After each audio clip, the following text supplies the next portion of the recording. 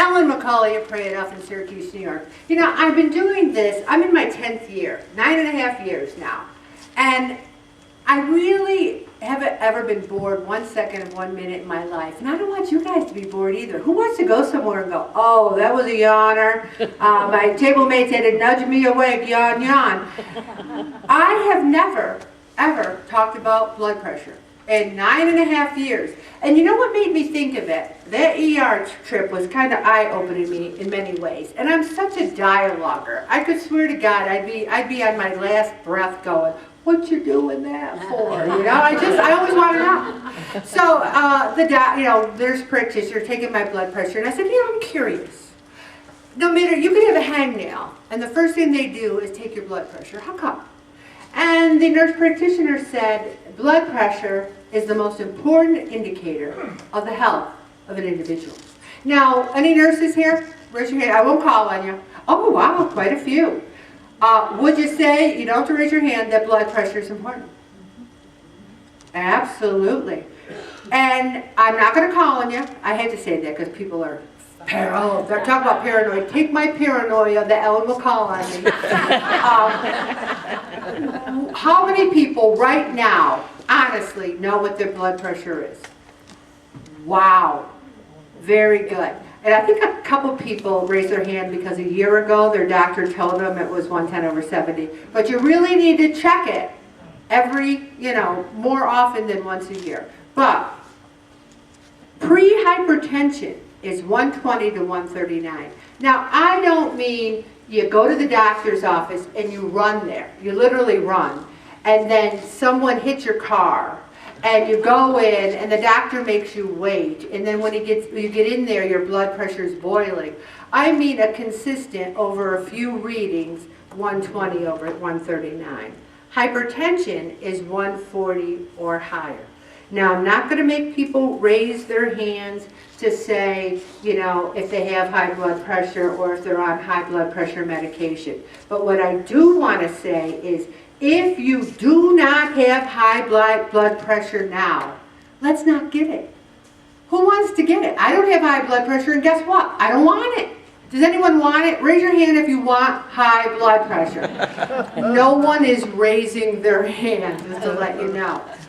What you eat, how you move, affect your chances of getting high blood pressure. Is anyone surprised by that?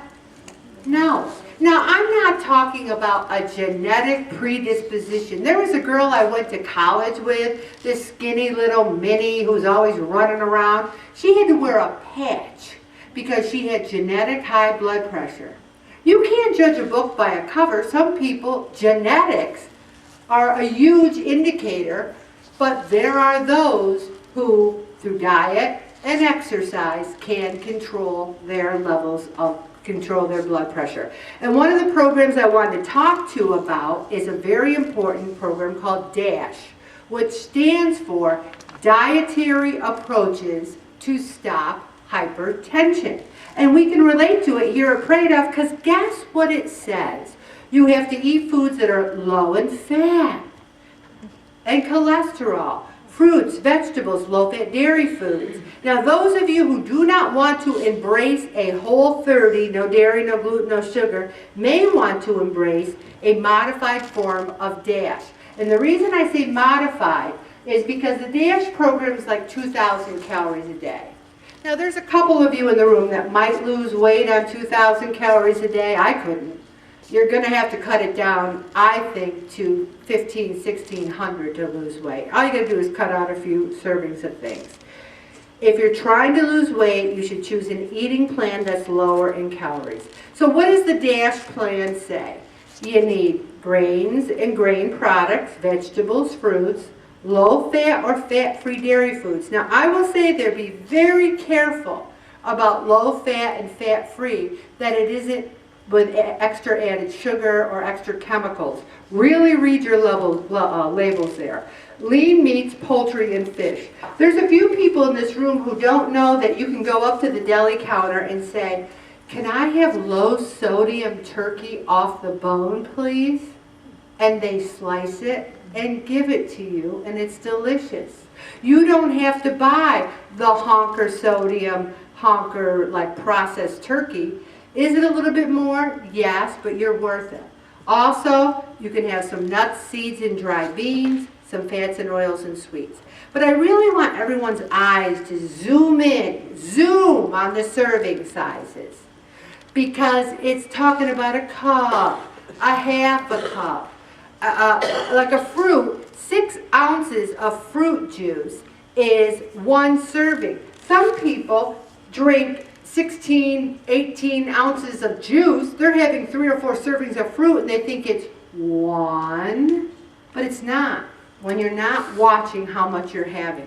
They're talking about 1/3 of a cup of nuts or seeds 4 or 5 times a week, not 4 or 5 times a day. I want to go to the next page because it talks about examples. No one in this room should be eating any white bread. It is nutritionally a waste of calories. Whole wheat bread and rolls, whole wheat pasta, whole wheat English muffins. You can buy whole wheat bagels, whole wheat oatmeal. I mean, really good brown rice, unsalted pretzels and popcorn. But you got to be careful when you're adding those kind of carbs that you don't have a ton of them. But you can have a ton of the following: broccoli, carrots, collards, green beans, green peas, kale, lima beans. We've been eating so much kale, and guess what? We never ate kale, ever. We eat it all the time. We eat arugula all the time. Also, apples, apricots, bananas, dates, grapes, oranges, grapefruit juice, mangoes, melons, peaches. You got to mix it up. If your idea of a fruit is an apple, then you're wasting God's creative energy. Why did God create apricots, bananas, dates, grapes, oranges, grapefruit juice, mangoes, melons, peaches, pineapples if all you're going to eat is a lousy apple? You gotta mix it up. Also, I said it earlier, select only lean meats. Roast them, no fried. I still see so much pizza, you guys. This is a weight loss group. I can't think of one person in this room who really, I should say, why don't you eat a little bit more pizza? Have I ever said that to anyone? Have I ever taken you aside and said, I'm a little worried about you? Think maybe you should have like a whole pizza, maybe a couple subs? No, I never say that. Also, have some, they talk about eggs and cholesterol. I think the egg has gotten a bad name. If your cholesterol is 140, my grandmother lived to 96 years old and she had 2 eggs a day her entire life. But if your cholesterol is 600, stay away from them, okay? Just modify your diet to meet your needs. Also, it says how to lower the calories. Then eat a medium apple instead of 4 shortbread cookies. Wow, that's kind of crazy. Instead of eating cookies, eat an apple will lower your calories? Who would have thought? I don't know, that's crazy. Also, I have a hamburger that's 3 ounces instead of 16 ounces, 6 ounces instead of a 1/4 pounder, try 3 ounces. Eat smaller portions. Really read those labels. I can't tell you, how many people do not read their labels? No one's going to raise their hand. But I know you don't. Some of you don't. Also, spice it up and use less sodium. If anyone ever go out to a restaurant or something and you glance at another table and some really chunky guy with a beet red face is picking up that salt shaker and he's going again and again and again, and you want to go, stop, stop. Besides all the salt the food has in it already. Really, none of us should be adding salt like from a table salt shaker to our food, because food itself has built-in sodium, enough sodium that God wants us to have. People should have no more than 2,400 milligrams of sodium a day, and the elderly, which is, wait, anybody here elderly? Don't raise your hand. I'm not going to raise my hand. No. They might put me in the gem unit, but I'm not elderly. I think the people who are over 60 are supposed to have 1,800 or less. Some people are having 4, 5, 6,000 milligrams of sodium a day. And where is all that sodium, you guys? In processed foods. Even cans of soup. Ever pick up, all right, you pick up a can of soup and it says 900 milligrams of sodium in a serving. And how many servings are in that can? 2.5, two and a half. So you've got almost your whole daily of sodium in one can of soup. Buy fresh, plain, frozen, or canned vegetables with no salt added. If I had to choose between buying all right, always fresh first, frozen second, canned third. Anyone disagree with me? No. Well, there might be an example. You might say, well, and what about blah blah for canned? All right, see me after if you disagree with me. No, I'm really curious. And then look for them to be no salt added. I also have tuna once a week, and I rinse it under the sink. It's got 480 milligrams of sodium, and I rinse it in the sink because I think you can rinse some of it off. If you've got a can of vegetables and you rinse it, I think you can rinse some of it, not the ones that the foods absorb. Try to find convenience foods that are low in sodium. Good luck with that. And also, I use a no salt product that if I want like tomatoes with a little salt on it, I use a product called NU-salt,